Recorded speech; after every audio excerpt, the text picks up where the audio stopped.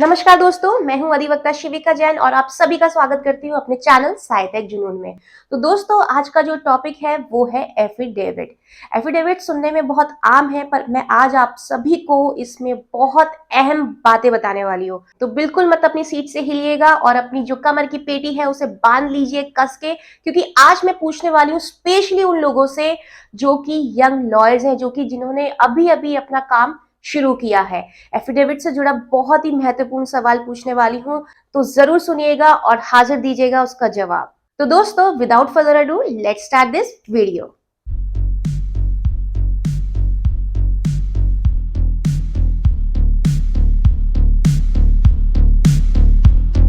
दोस्तों, सबसे पहले हम जान लेते हैं कि एफिडेविट होता क्या है।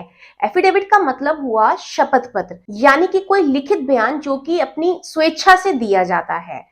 पर इसका मतलब ये नहीं होता कि आप कभी भी कुछ भी लिख दें और कह दें कि ये मेरा शपथ पत्र है। जैसे कि आमतौर पे हम घर पे करते ही हैं। जैसे कि मैंने अपनी माँ से बोला कि भाई मैंने लिख के दे दिया है कि मैं चीनी कल लेके आऊंगी, तो ये लो मेरा लिखित में शपथ पत्र। तो ये शपथ पत्र नहीं माना जाएगा। शपथ पत्र कोई भी आम डॉक्यूमेंट नहीं होता। शपथ पत्र ज्यादातर जो है वो सरकारी दस्तावेजों में इस्तेमाल किया जाता है। अब मैं बताऊंगी कैसे, कब, कहाँ इस्तेमाल किया जाता है और इसका महत्व क्या है, वो भी आज आप इस वीडियो में जानेंगे। पर सबसे पहले मैं आपसे पूछ लूं अहम सवाल। तो मेरा सवाल आप सभी से ये है कि क्या हम अपने एफिडेविट को अमेंड कर सकते हैं, जैसा कि order 6 rule 17 civil procedure code 1908 में दिया गया है। क्या हम उसके आधार पर अपना एफिडेविट अमेंड करा सकते हैं या नहीं करा सकते? जैसे कि मान लीजिए एक उदाहरण के तौर पे कि आपका कोई केस चल रहा है, सिविल प्रोसीडिंग का कोई केस चल रहा है और आपने कोई एफिडेविट लगाया है, उसमें प्लीडिंग के साथ ही लगाया है कोई एफिडेविट। और उसमें जब आप केस फाइल कर देते हैं, फिर आपको बाद में ध्यान आता है अरे मैंने तो इसमें वेरिफिकेशन नहीं लिखा, या फिर आपने कोई एफिडेविट में गलती कर दी जो कि सही होनी बहुत जरूरी है। तो क्या इसको हम रेक्टिफाई जो है अमेंडमेंट के तौर पे कर सकते हैं, जो कि ऑर्डर 6 रूल 17 कहता है? तो इसका जवाब जो है आप जरूर दीजिएगा कि क्या हम कर सकते हैं या नहीं कर सकते। और जिनको इनका जवाब नहीं पता है वो घबराइए मत। आप देख रहे हैं साहित्यिक जुनून का चैनल मेरे साथ, और इसका जवाब मैं आपको वीडियो के आखिर में दूंगी। So guys, let's move to the topic again, that why there is need of affidavit and what is the meaning of affidavit. So affidavit is the declaration which establish the truth. और truth किसका होगा? किसी भी व्यक्ति का, यानी कि ये एक तरीके का एक स्टेटमेंट होता है जो कि आपकी सच्चाई को साबित करता है। और ये कौन देगा? ये कोई भी व्यक्ति दे सकता है। और ये एफिडेविट जो है, जो शपथ पत्र है, वो ज्यादातर कोर्ट के कामों में लगाया जाता है। जैसे कि मैं उदाहरण के तौर पे बता दूं कि आपने कोई भी केस फाइल किया और आपने जो भी केस फाइल किया है, जो भी प्लीडिंग्स लगाई है, जो भी आपने फैक्ट्स कह के चले हैं, उसके साथ आप एक देते हैं शपथ पत्र, जो कि वेरीफाई करता है भाई जो भी मैंने कहा है, जितना भी मेरे संज्ञान में था, वो सच कहा है और मैंने झूठ नहीं कहा है। तो एक तरीके का आपका डिक्लेरेशन हो गया कि आप जो कह रहे हैं वो सच कह रहे हैं, जो भी आपके नॉलेज में है, आपने जितना आपको पता है वो सच है और वो झूठ नहीं है। जो एफिडेविट जो है वो बयान के तौर पे भी दिया जाता है, एविडेंस के तौर पे लगता है वो, जो कि ये वेरीफाई करता है कि आपने जो एविडेंस दिए हैं वो सही कहा है। और इन एफिडेविट को अटेस्ट कौन करता है? यहाँ पे ये सवाल उठता है। इन एफिडेविट को वो लोग अटेस्ट करते हैं जिनको अधिकार दिया होता है अटेस्टेशन करने का। तो वो या तो ओथ कमिश्नर हो सकते हैं, पब्लिक नोटरी हो सकते हैं, या कोई भी ऐसे अधिकारी हो सकते हैं जिनको अधिकार प्राप्त हो। हाँ दोस्तों, कुछ लोगों ने मुझसे ये सवाल पूछा था कि जो एफिडेविट में जो पॉइंट्स आते हैं वो कैसे लिखे जाएं, एफिडेविट में आखिरकार डलता क्या क्या है। तो सबसे पहले मैं बता दूं आपको कि अगर आप कोर्ट में दे रहे हैं अगर ये एफिडेविट, तो सबसे पहले आएगा उस कोर्ट का नाम जिस कोर्ट में आप दे रहे हैं। उसके बाद आएगा कि पार्टी का नेम, यानी कि अगर आपने ये केस फाइल किया है और आपका नाम ए है और आपने बी के अगेंस्ट फाइल किया है, तो ये नाम आएगा ए वर्सेस बी। उसके उसके नीचे आप लिखेंगे एफिडेविट, आप एक हेडिंग डालेंगे एफिडेविट, ताकि कोर्ट को ये पता चल सके कि ये एक एफिडेविट है। उसके नीचे आएगा आपका पूरा नाम और आपका पता, और उसके बाद आप लिखेंगे अपने सारे फैक्ट्स जिस वजह से आप ये एफिडेविट कोर्ट में लगा रहे हैं। के बाद आएगा वेरिफिकेशन यानी कि सत्यापन, जिसमें कि आप ये कहेंगे कि मैंने जितने फैक्ट्स लिखे हैं, जितने बिंदु लिखे हैं, वो मेरी नॉलेज में बिल्कुल सही है और बिल्कुल सच है।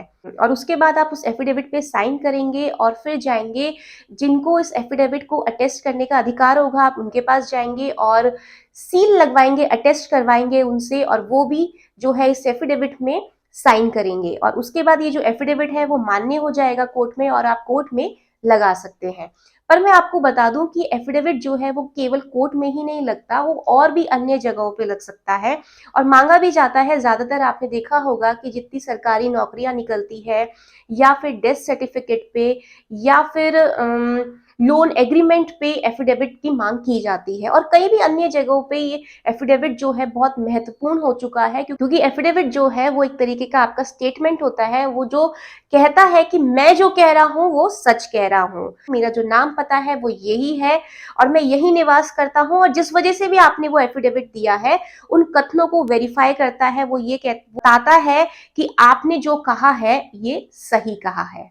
और हाँ दोस्तों, मुझे एक मेल आया था जिसमें कि मुझसे एक बच्चे ने ये सवाल पूछा, बहुत ही अच्छा सवाल था, कि अगर हम एफिडेविट जो है गलत दे दे तो क्या कॉन्सिक्वेंसेस हो सकते हैं। तो मैं बता दूं कि आप बिल्कुल ऐसा मत सोचिएगा कि आप ये सोच रहे हैं कि मैं एफिडेविट में कुछ भी लिख दूंगा तो मैं बच जाऊंगा।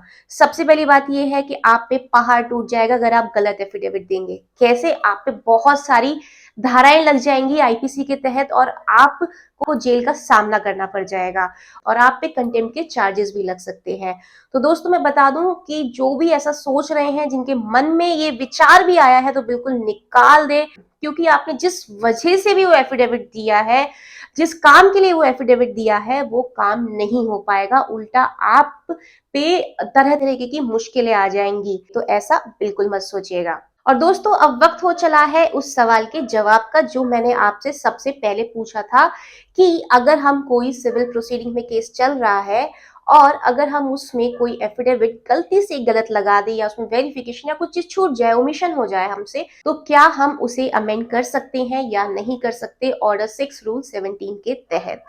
तो दोस्तों इसका जवाब है नहीं, हम नहीं कर सकते अमेंड उसे, क्योंकि एफिडेविट को अमेंड नहीं किया जा सकता। जो ऑर्डर 6 रूल 17 है वो प्लीडिंग्स के लिए बोलता है, एफिडेविट के लिए बिल्कुल नहीं कहता।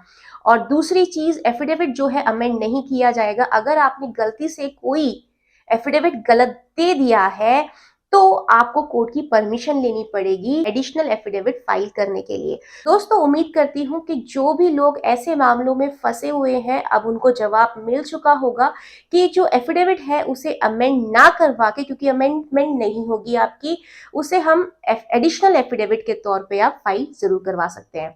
दोस्तों आज के लिए इतना ही। अब मैं मिलती हूँ अपनी अगली वीडियो में, और जिन लोगों को ये वीडियो पसंद आया है वो लोग बहुत सारे थम्स अप इसमें शो कीजिएगा और इस वीडियो को लाइक और शेयर करना बिल्कुल मत भूलिएगा। अब मैं मिलती हूँ अपनी अगली वीडियो में, तब तक के लिए धन्यवाद।